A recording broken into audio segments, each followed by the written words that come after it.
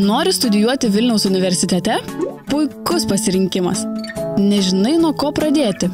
Yra dvi galimybės. Pirma, svajoti ir nieko neveikti. Antra, iš anksto domėtis, kaip tapti Vilniaus universiteto studentu.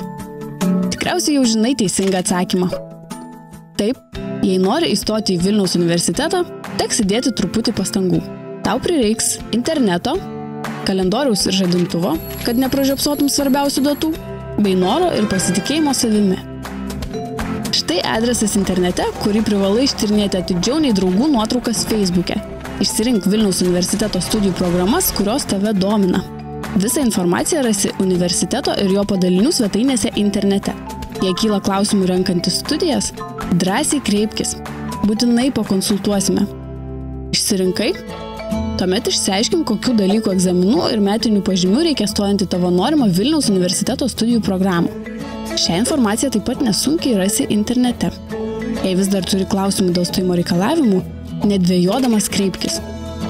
Toliau pati paprasčiausia užduotis – mokytis ir gauti kuo geresnius rezultatus. Atidžiai skaityk ne tik vadovėlius, bet ir bendrojo priėmimo tvarką. Domėkis priėmimo etapų datomis. Neišsigąsk. Priėmimo tvarka nėra tokia paini, kaip atrodo. Laiku užpildyk prašymą studijuoti Lamo BPO LT svetainėje. Beje, apie prašymą. Pasirinktas studijų programas, jame būtinai nurodyk prioritetų tvarka. Įsidėmėk šią taisyklę geriau nei didžiasias kalbos kultūros klaidas arba matematikos formulės. Tiesa, jei mėgsti matematiką, tikėtina, kad prieš stodamas į Vilniaus universitetą bandysi apskaičiuoti savo preliminarų konkursinį balą. Todėl štai tau dar viena geležinė taisyklė. Vadovautis preliminariais konkursinių balų skaičiavimais yra tiek pat teisinga, kiek dienos horoskopu arba orų prognoze. Konkursiniai balai kasmet kinta ir priklauso nuo daugelio dalykų.